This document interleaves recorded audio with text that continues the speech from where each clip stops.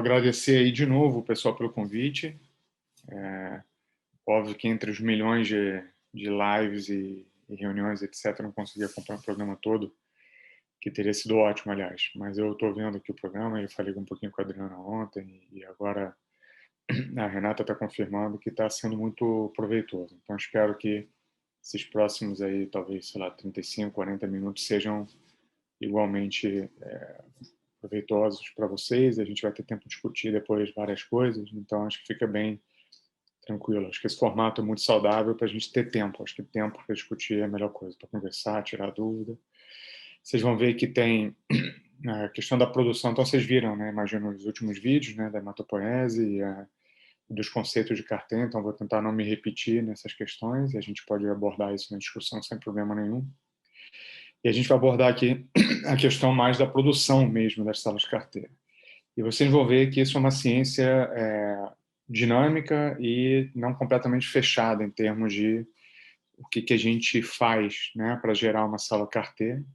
Aliás, a gente vai falar de CAR-T, mas hoje em dia existem não só as Ts, né, existem CAR com outras células, né, mais recentemente células NKs, tem uma tendência agora interessante de macrófagos expressando CAR. Então, a gente não vai entrar tanto nessas derivações, vamos falar um pouquinho mais das CAR-T, porque me parece que para vocês, do ponto de vista regulatório, é o mais premente, aí, é o que está batendo na porta. Então, vamos lá. E só para pegar aqui o gancho do vídeo, que eu imagino que vocês estão acabando de ver, e para quem já viu antes, né, como era assim, como pode relembrar aqui, na verdade, o que define uma célula CAR-T é um linfócito T, que vai expressar a proteína do CAR. A proteína do CAR, na verdade, vai ser transcrita a partir do gene do CAR. E lembre que o CAR é uma molécula absolutamente artificial, ela foi montada em laboratório, não é um receptor natural. Então, essas células não só são transgênicas, como também a gente pode definir isso como uma biologia sintética, né, de alguma maneira. Então, é interessante para a gente ter esses conceitos. A questão dos domínios do CAR, etc., já foram abordados, eu não vou me repetir aqui, mas se alguém tiver alguma dúvida, a gente volta na discussão. Então, de maneira um pouco mais canônica, né, contando como isso foi feito pela primeira vez e como está aprovado para ser feito, vocês vão ver que isso tem derivações, variações e tendências diferentes, a gente vai discutir isso, mas basicamente o que você faz é coletar células do sangue, né, os linfócitos T circulam, então você pega essas células do sangue e agora insere o transgênio do CAR, através de diferentes metodologias, a gente vai ver isso também, e essa célula agora passa a expressar essa proteína do CAR na superfície. Em geral, essas células vão ser expandidas depois em laboratório durante alguns dias, né? Isso antigamente era feito durante algumas semanas, hoje em dia esse período de expansão encurtou muito, porque a gente sabe que quanto menos manipular em laboratório, melhor. Melhor elas funcionam depois em vivo. E elas vão ser infundidas depois no paciente, infusão venosa, e essas células agora vão circular pelo indivíduo buscando células-alvo que tenham o alvo da molécula do CAR. Lembra que o CAR vai reconhecer um antígeno, então as células que tenham esse antígeno, não importa se elas são tumorais ou não, o pré-requisito para elas matarem essa célula-alvo é ter um antígeno. Então, reparem que aqui a gente tem um risco desse alvo ser compartilhado por células saudáveis também, e esse é um dos critérios de segurança que a gente tem que avaliar, né, quando esse uso clínico do CAR vai ser feito. Tá certo? Então, isso é basicamente, muito simplificadamente, o que acontece. Isso não, se a gente dá um zoom nesse processo, é um pouquinho mais complexo, na verdade, você tem várias etapas, esse é um ciclo normal que você vai ver no preparo de células de CAR-T. Então, você faz uma aférese, né, coleta os linfócitos. Aqui você pode selecionar diferentes populações. Em geral, você vai estimular essas células in vitro. O linfócito T, se não for estimulado e mantido, ele vai morrer depois de alguns dias, então ele tem que proliferar aqui. E essa questão da proliferação vai ser crítica, especialmente se você for usar vetores virais, que precisam que a célula esteja ciclando para poder incorporar o transgênio. Esse cultivo celular vai ser feito na presença de diferentes condições. E essas células, uma vez recebendo o transgênio, vão ter o transgênio expresso, o CAR expresso. Ao final do processo de expansão, elas podem agora sofrer esse controle de qualidade aqui, né, serem auditadas ou checadas, antes de serem devolvidas para o paciente. Reparem que para cada uma dessas etapas, a gente tem diferentes maneiras de fazer isso, e é sobre isso que eu queria discutir um pouquinho com vocês hoje. Mas antes, deixa eu dar um panorama que me parece bem importante de como é que está funcionando essa questão da terapia celular, né? Isso iniciou nos 90 nos laboratórios acadêmicos, né? E depois derivou para alguns pequenos laboratórios comerciais. E a gente tem um modelo aqui no Brasil onde tem vários desses laboratórios acadêmicos de terapia celular que foram estabelecidos aí no início dos anos 2000, que são os centros de terapia celular, da Rede Nacional de Terapia Celular. Mas isso, quando deu certo, né, e CAR-T é o primeiro produto assim que realmente teve um sucesso estrepitoso, na verdade, as empresas acabaram encampando, a Big Pharma acabou encampando isso e passou a tentar fazer isso de uma maneira centralizada, né, em grandes fábricas, onde você coleta os produtos, leva para esse lugar, ele vai ser preparado e depois ele vai ser devolvido para o centro onde o paciente vai ser tratado. Claro que com essa lógica fabril, né, você tem que passar por processos de automação para fazer esse processo de produção da célula ser mais consistente, etc. Por outro lado, as iniciativas locais em laboratórios, hospitais, etc., que têm centros de manipulação solar, também continuaram acontecendo e hoje são até mais uma tendência de meio que se voltar para esse modelo descentralizado. Então, alguns países têm isso sendo feito de maneira sistemática, né? Em Israel tem um grupo forte fazendo isso, na Espanha tem um grupo forte fazendo isso, onde você pode aprovar salas CAR-T até de iniciativas de centros, né? Não centros únicos ali, não centralizados, não fábricas centralizadas, que é como a Big Pharma faz.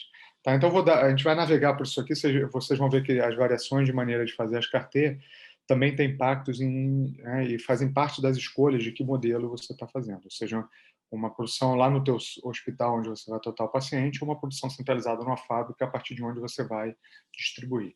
E no extremo disso tudo, a gente tem essa questão da terapia ser personalizada, ou seja, a célula CAR-T, se a gente voltar aqui, ela vem do próprio paciente para o próprio paciente, né? E uma derivação dessa centralização e dessa transformação dessa terapia celular num produto é que existem variações onde a célula é gerada a partir de um doador e pode ser usada em vários pacientes, ou seja, isso aqui é um bioproduto. Então, isso aqui é mais ou menos o outline do que a gente vai discutir nesses próximos 30 minutos, mais ou menos. Tá certo? Então, fiquem com esse slide aqui na cabeça, que me parece que ele resume bem o que tem acontecido.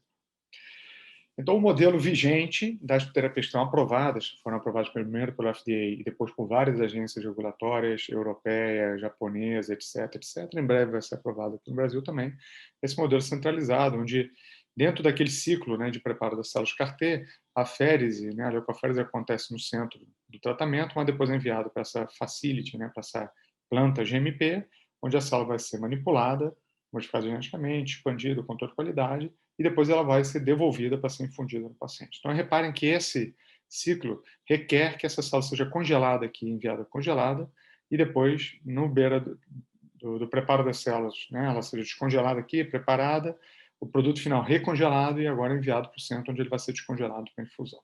Tá? Que é diferente do que ocorre no centro que prepara a célula localmente, onde você pode agora optar por congelar o produto ou não, né, ou preparar ele e infundir a fresco, por exemplo. Tá? Essas são as vertentes que a gente tem agora. E, em termos de tempo, até porque você tem que enviar isso para um mais centralizado e trazer de volta, esse turnaround aqui que a gente chama é de 3 a 4 semanas para esses produtos comerciais que a gente está vendo. Né? Para a produção local, isso pode ser bem encurtado, pode ser feito em alguma coisa entre 8 e 12 dias. Mas, em geral, isso vai ser feito dessa maneira, né, pelos produtos que estão aprovados lá pelo FDA e pelas outras agências reguladoras. E, enquanto esse produto está sendo preparado, né, o paciente pode receber uma quimioterapia para diminuir a carga de tumor e, eventualmente, vai receber, todos eles praticamente vão receber pelo menos essa terapia de linfodepressão, que é um preparo do paciente para receber a infusão dos linfócitos, ou seja, você elimina os linfócitos do paciente para criar um espaço para os linfócitos que você tem fundindo expandirem depois, né, nessa expansão homeostática após infusão. Isso aumenta bastante a potência dessa terapia. Então, isso aqui pode acontecer ou não, se for requerido, isso aqui, em geral, vai acontecer, e agora essa célula volta para ser infundida. Esse aqui é um slide representando o produto da Novartis, mas, basicamente, os outros produtos que estão aprovados também seguem essa mesma lógica. Tá? Então, você tem que segurar o paciente esse tempo suficiente bem para receber esse produto. E alguns pacientes não chegam lá, né? Estão tão graves que não vão aguentar esse tempo todo. Então, esse é um dos potenciais limitante. Outro potencial limitante é que nem sempre os linfócitos desse paciente estão bem, né, no sentido de que eles estão expostos a essa leucemia, ou linfoma, ou tumor há muito tempo. Muitas vezes esses linfócitos têm uma fisiologia que já não funciona bem e você não vai conseguir expandi-los, modificá-los satisfatoriamente in vitro. Isso acontece também, especialmente em pacientes politratados, né, previamente. Então aqui você tem uma série de desafios quando você faz essa centralização. Primeiro você tem que ter toda a cadeia de custódia, né? Você não pode confundir uma bolsa com a outra, nem quando está transportando, nem quando vai fazer o produto, nem quando vai voltar o produto para infundir. Aqui no Brasil e em outros países isso tem sido feito, inclusive, mandando a amostra para outro país, né? Vai ser manufaturado nos Estados Unidos ou na Europa, né? Isso foi azeitado já pelas indústrias, funciona muito bem, mas você tem que ter essa cadeia de custódia toda, que é muito importante, até o momento que você devolva. Então, não pode confundir as amostras e não pode perder a qualidade da refrigeração, etc. Então, esses são aspectos críticos, né, nesse preparo. E a outra coisa que eu queria fazer uma analogia com vocês, que eu gosto bastante, é que essas células CAR-T, na verdade, são células que têm uma série de componentes tecnológicos embarcados, né? Então, para quem é velho o suficiente que viu esses celulares aqui, aquele Nokia N95, né? A gente tem, dentro desse celular, se você for decompor ele, tem vários componentes, né? Você tem um teclado, você tem um display, você tem um processador aqui, você vai ter uma bateria, você vai ter a carcaça aí que vai proteger ele, a antena. Cada um desses componentes pode ser melhor ou pode ser pior. Hoje em dia pode ser touch, hoje pode ser 4G, 5G. A verdade é que você pode montar esse celular de diferentes maneiras. A CAR-T não é diferente. Você pode variar o desenho, a estrutura do CAR, como a gente viu na apresentação anterior, CAR de primeira geração, de segunda geração, CAR bispecífico, etc, etc. Mas cada um dos processos que essa célula vai passar durante essa manipulação pode impactar a função final dela, né? Assim como o celular montado de maneira diferente, pode navegar melhor na internet, pode ter mais memória, pode, enfim. Então vamos dar um zoom aqui e fazer esse passo a passo, que me parece que ele é bem claro para a gente entender as variações e as suas implicações, tá? Então vamos começar aqui pela férise. Na verdade, a gente vai, em geral, isso vai ser feito numa máquina de leucoférese, né, uma coleta de linfócitos, como é feito no centro de hemoterapia.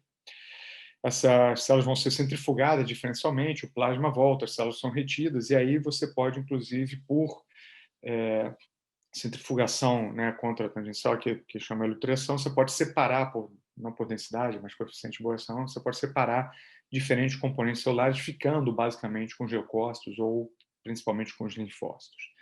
Então, a maioria dos grupos vai trabalhar nessa etapa, fazendo essa seleção, que é relativamente grosseira, mas já dá uma boa limpada. Isso é importante porque alguns pacientes vão chegar nesse momento com muitas células contaminantes, inclusive leucêmicas ou de linfoma, né, principalmente leucêmicas, e outros componentes podem inibir essa célula T quando ela for ser expandida in vitro, alguns granulócitos, células mieloides, etc. Então, quanto mais puro, em teoria, esse produto, melhor.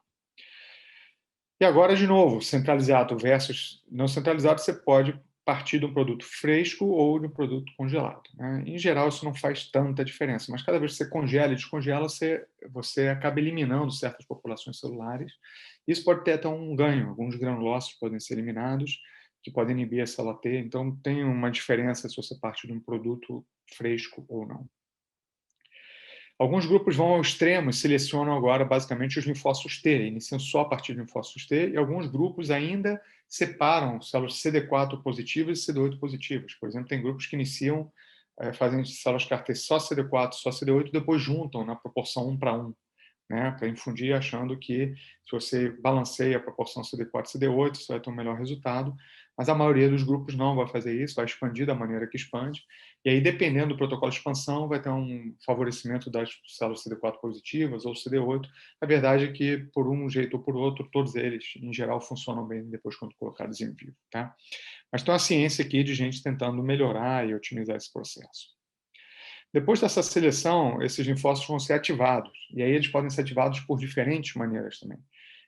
Em geral, o linfócito, para ser ativado, ele vai ter que receber um sinal que ligue no TCR dele, no receptor de célula T, ou no complexo onde está o TCR, que é o complexo chamado CD3, então um anticorpo anti-CD3, e vai receber o coestímulo. Lembre, né, no CAR, que tem as moléculas de coestímulo lá montadas, é que o linfócito vai receber um estímulo pela sua molécula coestimulatória, que em geral vai ser o CD28. Então, você vai prover a ele o sinal 1 mais o sinal 2, CD3, CD28, seja com anticorpos solúveis, seja com beads, ou seja, partículas, que podem ser magnéticas ou não, e aqui tem várias partículas que podem ser usadas, revestidas com anticorpos anti-CD3 e anti-CD28, ou mesmo com células que tenham sido engenheiradas, né, montadas para ter os ligantes e várias coisas, podem ter, inclusive, como ligante o receptor que o carro vai reconhecer. Tá? Então, aqui a gente tem variações sobre o tema, lembra lá do celular, eu posso escolher diferentes componentes aqui para estimular esses linfócitos T, certo? E por que é importante? Como eu mencionei para vocês, porque se eu for usar vetores virais, essas células têm que estar ciclando para receber o transgene. Se eu for usar transposons ou RNAs, isso não é necessário, né? Mas outro ponto importante é que muitas vezes você, né, estimulando a expansão numérica dessas células, termina com um número de células maior nesse produto final. E a resposta antitumoral, em geral, é dose dependente, né, das células T.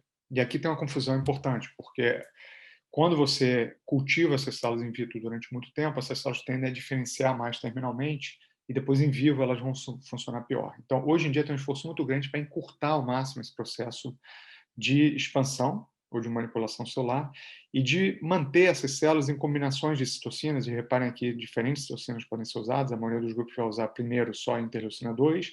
Vários grupos hoje já usam a interleucina 7 ou a interleucina 15 porque retém um fenótipo menos terminalmente diferenciado para esses linfócitos T, de maneira que essas células T às vezes até matam menos in vitro, mas depois em vivo elas vão se comportar melhor porque vão expandir mais e vão diferenciar em vivo, vão sustentar melhor essa resposta antitumoral.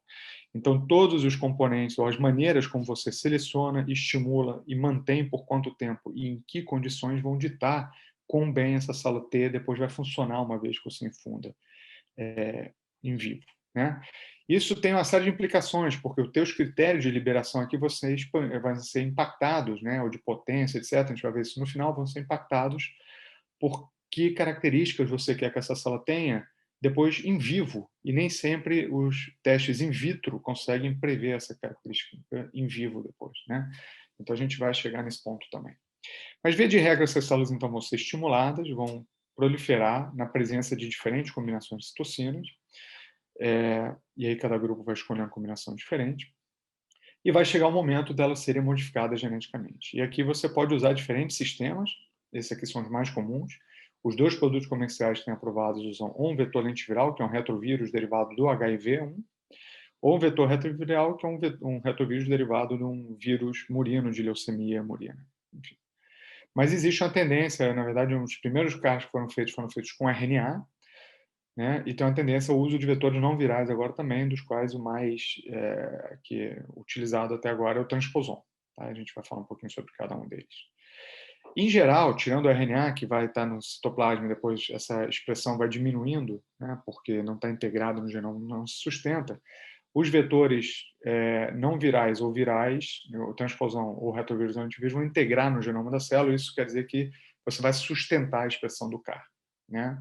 Durante a vida toda desse linfócito e dos filhos desse linfócito também, quando ele for proliferar, né? Das células filhas desse linfócito. Se o uso de lentivírus é feito, na verdade, os lentivírus são extremamente complexos para produzir in vitro, né? São produzidos em fábricas, né, de geração, com uma série de etapas de controle de qualidade, que incluem, principalmente, também a caracterização de que esse vírus é capaz de integrar esse genoma na célula, mas ele não vai ser capaz de gerar outra partícula viral e replicar, né? Então, tem uma série de controles que são feitos, né, padrão de integração, etc., a qualidade do vírus e também se esse produto deixa de ter capacidade de replicar, ou seja, partículas competentes para replicação, ou em inglês RCRs, né, RCRs. Então, isso é bem complexo de fazer e por isso que um produto numa fábrica dessas validadas de lentivírus custa alguma coisa em torno de 1 milhão e pouco de euros. Os não virais, né, na verdade, o mais conhecido é o transposon. Na verdade, você vai colocar um plasmídio que tenha o transgene como doador e a transposase como RNA para codificar a transposase, ou como proteína, ou como outro plasmídio que vai codificar a transposase, e a transposase vai cortar esse transgene e inserir no genoma da célula. Agora, isso não tem uma maquinaria intrínseca de entrar na célula, né? Então isso tem que ser forçado para dentro da célula. Os vírus têm essa capacidade. Esse plasmídio, que esse DNA circular não tem, isso vai ter que ser forçado eletroporando a célula, ou seja, dando um choque e abrindo um poro na membrana. E agora esses componentes entram na célula, vão até o núcleo, e no núcleo essa recombinação acontece. Isso é inserido no genoma da célula. Isso já foi usado por alguns grupos em ensaios clínicos, né? E esse, por exemplo, é a plataforma que a gente usa no grupo da gente aqui no Instituto Nacional do Câncer.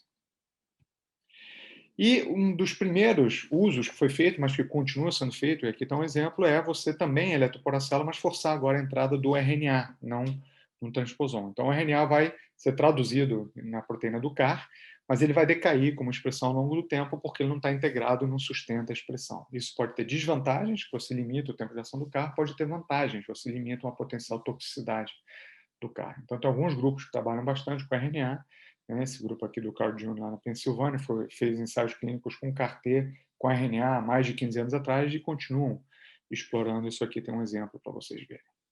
Certo? E, por último, uma vez que essas células estejam prontas, você vai fazer o controle de qualidade para liberar isso para infusão.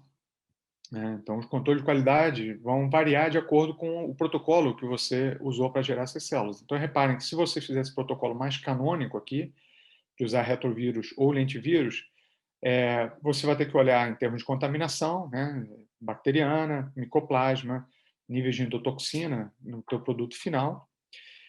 Se é um vetor integrativo, você vai ter que ver o número de cópias integradas do transgene por célula, numa média, né? Isso vale para vetor viral, vale para vetor não viral também, embora não esteja listado aqui. Se o vetor for viral, você vai ter que checar para a presença de vírus recombinantes capazes de replicar. E aí depois você vai caracterizar essas células do ponto de vista fenotípico, o percentual de linfócitos T, o percentual de células de expressão do CAR, né? Eventuais resíduos de leucemia, lembra que no teu produto de partida da férise pode ter leucemia, então você tem que ver o quanto você tem de contaminante aqui. E se você usou BIDs, por exemplo, para estimular as células T, os BIDs residuais. Se usou células estimuladoras, vai ter que olhar a presença daqui também. Tá? E alguns ensaios de potência, né, que você pode ver, tipo a produção de citocinas e eliminação das células-alvo in vitro. Se esse vetor for não viral, vale a mesma coisa, mas não precisa ver o vírus recombinante, claramente. E se for a transferência gênica por RNA, a mesma coisa. E aí aqui você não precisa nem ver o número de integrações por célula, porque o RNA não integra. Né? Lembrem disso quando forem tomar as vacinas da Moderna e da Pfizer e outras vacinas de RNA. Você não tem esperado uma integração no genoma, certo? Então, aqui ainda, dentro desse critério de liberação, a gente vai ter várias coisas importantes, né? Ou desse critério de preparo final para a infusão. Então, depois do controle de qualidade, você vai ter essa formulação final, né? E esse controle de qualidade vai ser feito em paralelo. E essa formulação final quer dizer que você, depois de expandir as células em bioreatores e tal, você vai reduzir esse volume, lavar e fazer uma formulação final para infusão, né? Que pode ser ou para o congelamento, né? Se for centralizado, você tiver que, ou no local onde você vai tratar, ou centralizado, e você tiver que esperar para infundir, você vai congelar essas células. Ou se você for infundir a fresco, você vai ter que fazer todos os controles de qualidade aqui, numa velocidade muito rápida, para liberá-los todos a tempo de infundir isso em 1 ou 2 dias, certo? Então, essa discussão regulatória é bem importante que acontece. Se você congelar as células, você tem mais tempo para fazer todo o controle de qualidade, a célula está lá congelada, e quando você liberar esse preparo, né, você pode descongelar e infundir finalmente, ou enviar para o centro que vai infundir. Então, isso aqui vai ser feito com concentração, preparação e criopreservação, né, nesse centro onde ele foi produzido, e isso pode ser enviado para o centro onde vai ser infundido, no caso de um preparo centralizado. E aqui tem uma discussão boa sobre os efeitos de congelar ou não congelar depois do produto final também, não só o produto inicial, né, de partida, que é a leucoférese, agora a gente vai estar falando sobre o congelamento desse produto final também e as implicações. E aí tem alguns trabalhos que mostram que você talvez tenha uma perda de potência aqui nos ensaios in vitro, quando você vai olhar, quando você congela o produto versus o produto fresco não congelado, isso de certa maneira é até esperado, porque a célula tem que se recuperar depois de descongelar e tal, mas em vivo não faz muita diferença, né? Se você faz um modelo de animal contendo o tumor e trata com as células criopreservadas ou frescas, o controle do tumor e o ganho de sobrevida é basicamente o mesmo, porque depois essas células em vivo se recuperam bem, expandem e fazem o que elas têm que fazer da vida. Tá? Então, parece que isso não é tão crítico, embora no início, né, lá na leucoférese, por aquela questão de alguns componentes que podem morrer mais quando congela e descongela, pode ser crítico no preparo das células, né? No produto final parece que isso não é tão crítico, mas a gente vai continuar observando essa literatura aqui. Bom, então a gente está nessa etapa que isso vai ser infundido para o paciente. Então a gente volta aqui né, espero ter convencido vocês que cada uma dessas funcionalidades aqui pode ter diferentes opções, e é por isso que vocês vão ver preparo de CAR de maneira completamente diferente por centros diferentes, seja pela farma, seja pelos centros que estão fazendo iniciativas locais, né? E não tem problema nenhum nisso, a gente só tem que saber o que é crítico para cada etapa e o que tem que ser visto se você vai preparar o CAR com vetor viral versus não viral, se você vai preparar o CAR com produto que vai ser infundido a fresco, o que você tem que olhar muito rápido, né? Ou se ele vai ser congelado, etc. Então, só para dar um exemplo para vocês, em cada uma dessas etapas, a gente já tem aparelhos que podem ser usados. Então, como é que você monta isso, né? Em termos de, vou montar um laboratório para fazer isso. Você tem diferentes aparelhos, mais validados ou menos validados, né? Para fazer cada uma dessas coisas aqui. Eu não vou enumerar todos, mas você tem opções. Sistemas fechados, sistemas abertos, né? Sistemas totalmente automatizados, sistemas parcialmente automatizados e por aí vai.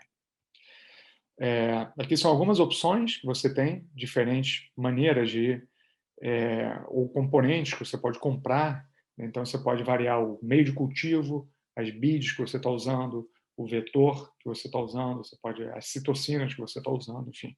Então, tem a grande riqueza, isso só tende a aumentar. Então, na verdade, por análise combinatória, praticamente você pode gerar um CAR de qualquer maneira diferente se você usar cada um desses componentes. Então, não se desesperem do ponto de vista regulatório, que é importante focar na qualidade, né, e no racional de cada uma dessas etapas. Isso leva a gente de volta para cá, né? Aquele slide, em geral, era sobre terapias celulares, em geral, agora a gente está falando basicamente de CAR-T. O CAR-T fez esse caminho aqui, né? Hoje, grandes fábricas produzem isso para a Big Pharma, né?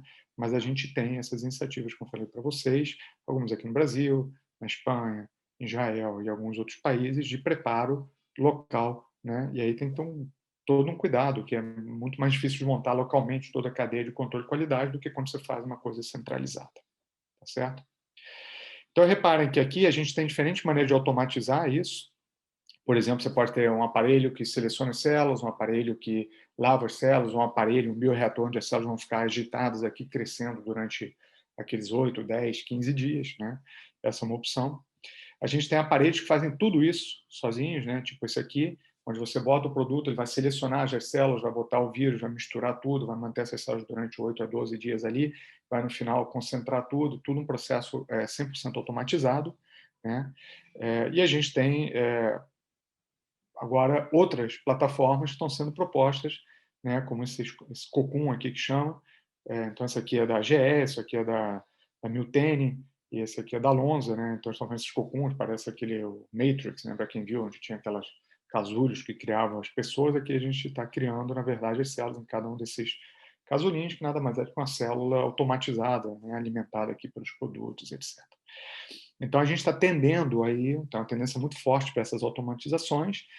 Aqui os produtos podem estar totalmente validados, né, com os processos, etc. Claro que isso tem um custo, acelera o teu desenvolvimento, mas também tem menos flexibilidade. Então, aqui é importante a gente entender se o grupo está trabalhando como usuário, né, que vai pegar uma solução pronta, ou como desenvolvedor, que vai desenvolver, montar o celular, né, mexendo em cada uma das etapas. Então, é bem importante que a gente faça essa distinção e entenda aí quais são as competências locais, né, e a capacidade de dominar todo o processo de produção ou só simplesmente usar uma solução pronta. Tá? Nenhum modelo é melhor que o outro, são maneiras diferentes de encarar. Claro que quando os sistemas fechados são usados, os requisitos agora de sala limpa também começam a poder ser reduzidos, né? Porque o sistema totalmente fechado ele tem uma barreira para contaminação que é diferente de quando eu vou manipular essas células em sistemas abertos. Então, essa discussão também do ambiente onde isso está sendo manipulado é uma discussão bem importante que vai estar na ordem do dia, já está, né, e vai se aprofundar essa discussão. Outra opção, outra tendência que tem interessante agora é você poder gerar essas células de maneira muito rápida, ultra rápida. Essa é uma coisa que a gente tem feito lá no laboratório, e alguns outros grupos estão trabalhando com essa ideia, que se você tiver se você estiver usando uma plataforma que não requer que essa célula prolifere in vitro, né, então vetores não virais, por exemplo, RNA, ou o transposon, ou outras plataformas que surjam mais em breve, mais para frente, você pode eventualmente até dar o choque nessa célula e usar no mesmo dia, né? Você não precisa cultivar essas células. E aí, de novo, o pré-requisito todo da montagem de como você manipular essas células simplifica muito. Então, por exemplo, você pode pegar essas células, eletroporar e talvez infundir no mesmo dia para o paciente, no protocolo que aí a gente chamaria de realmente point of care, lá o cuidado no lugar onde o paciente está. Sem ter que nem ser levado lá para um laboratório, etc. Você poderia fazer isso eventualmente com o aparelho na beira do leito, né? Então, essa aqui também é uma possibilidade que está surgindo, né? A gente, por exemplo, está trabalhando um pouco nessa ideia e outros grupos também. E aí tem as outras tendências de preparo de células com CAR, né? Não necessariamente células CAR-T, não necessariamente as células T como partida de produto. Então é bem interessante, saiu ano retrasado um estudo bem legal de células natural killer, que também receberam CAR, com resultados muito parecidos do ponto de vista de eficácia com os das células CAR-T, mas mostrando potencialmente menos toxicidade, né? Lembra que as células CAR-T, uma vez em vivo, elas vão proliferar muito, mas vão liberar muitas citocinas, ativar outras células como macrófagos que vão liberar muitas citocinas, e isso pode levar a um processo de toxicidade mediado por essas citocinas, que são as síndromes de liberação de citocinas, ou a neurotoxicidade, que é bem importante também. A gente aprendeu a manejar bastante essas coisas, mas elas são um risco e acarretam um risco e um custo de tratamento maior, e com as células NK parece que essas toxicidades são menores, né? Mas tem que ver se esse estudo agora se expande. Foi um estudo relativamente pequeno, mas muito interessante. E virou uma tendência importante agora, as células CAR-NK. A outra coisa que está acontecendo muito e que já está sendo aplicada em larga escala e comercialmente, em breve, né, é a possibilidade de você mudar esse paradigma aqui de preparar a célula CAR-T do próprio paciente, no laboratório, e devolver para ele, para um paradigma onde você agora pega a célula de um doador e prepara essa célula CAR-T a partir desse doador, e pode usar essa célula CAR-T como um bioproduto que vai estar já congelado, e o paciente chega, ele só recebe, né, essa bolsa agora descongelada e infundida no paciente.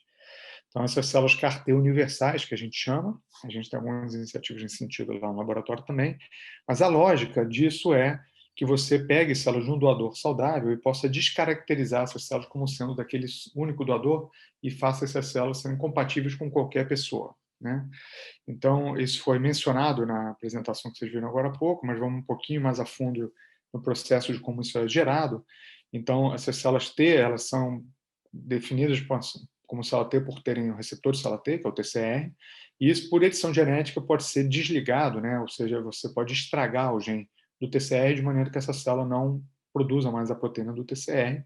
Isso pode ser feito com zinc finger nucleases, TALEN, CRISPR, né? Essas ferramentas de edição genética, de maneira que essa célula agora está desprovida de especificidade, e agora ela pode ser provida com uma nova especificidade, que é o CAR, né? Então, agora você tem uma célula que não tem mais características na célula T, e agora você pode botar a célula sendo uma célula CAR-T que deixou de ter o TCR endógeno. Claro que quando você edita geneticamente essas células, teu padrão de segurança tem que ser avaliado também em termos de edição, né? Se você editou o genoma no lugar certo e não editou em lugares escuros, né, que é o off-target, então isso é outra coisa que você tem que avaliar.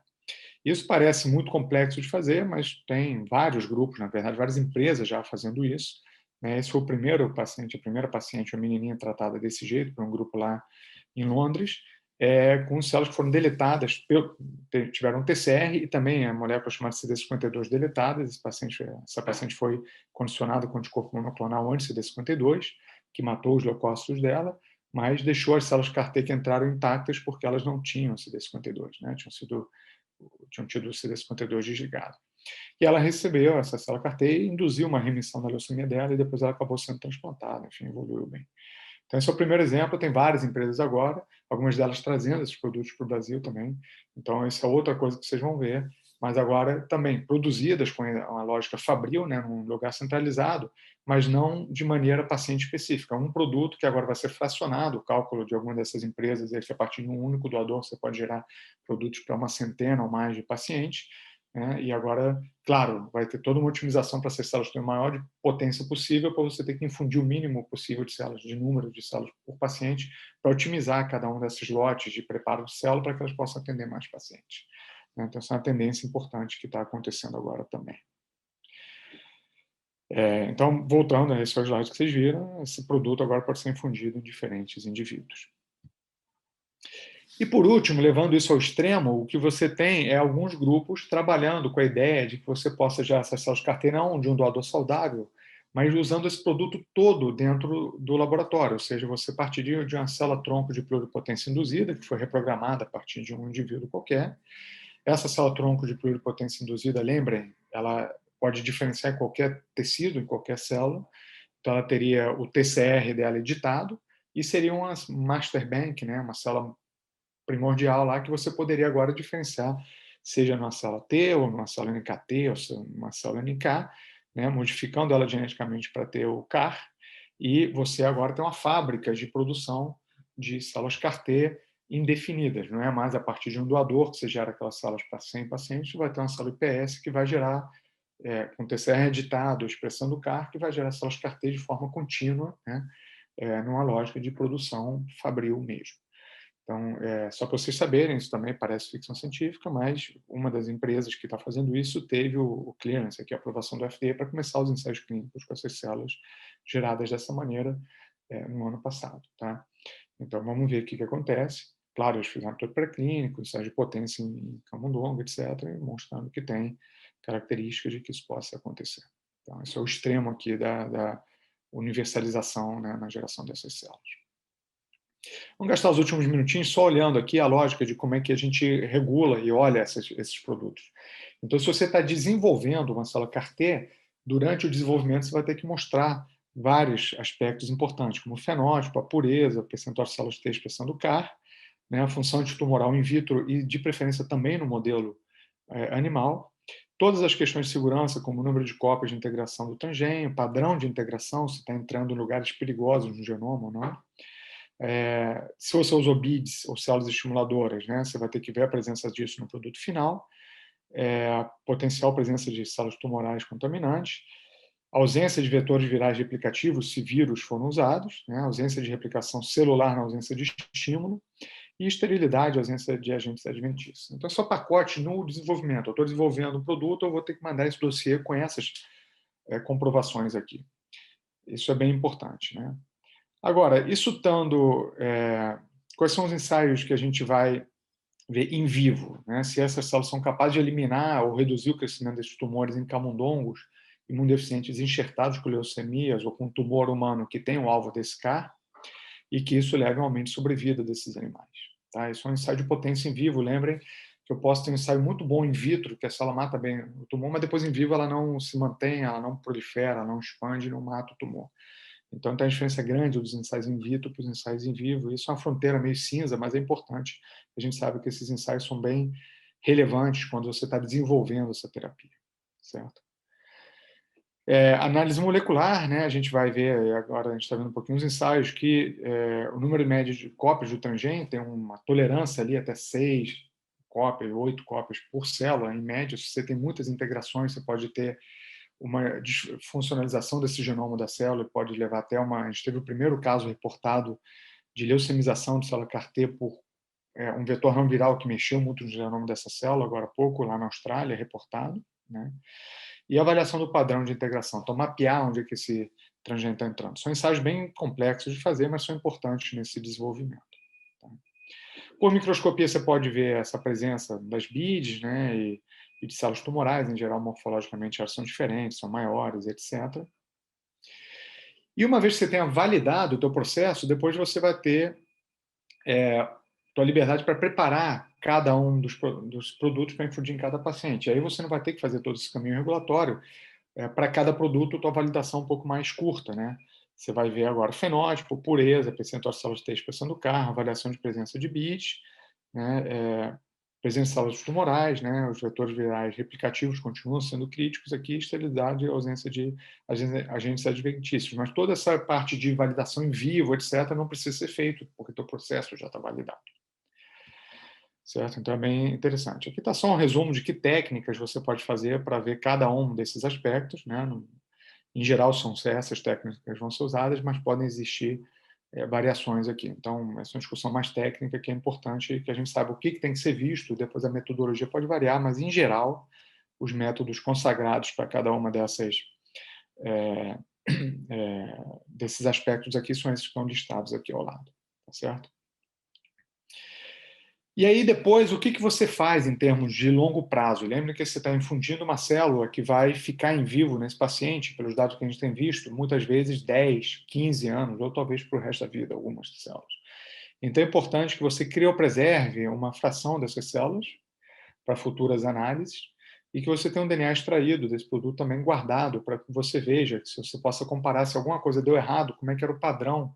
Vamos supor que alguma desses produtos tenha leucemizado depois, né, a célula CAR-T se transformou no linfoma T, etc., que você tenha lá como ir rastrear se características que permitiam prever isso estavam lá no produto infundido. Então, isso aqui é um acompanhamento por 10 anos do paciente e, idealmente, você tem que estar acompanhado por coletas regulares de amostras desses pacientes e uma preservação desse material infundido para que você possa fazer uma boa comparação, né?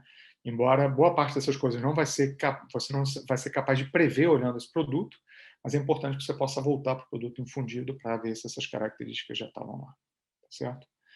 Então, eu vou encerrar aqui, estou deixando para vocês meu e-mail de contato para qualquer coisa que a gente precise discutir mais para frente.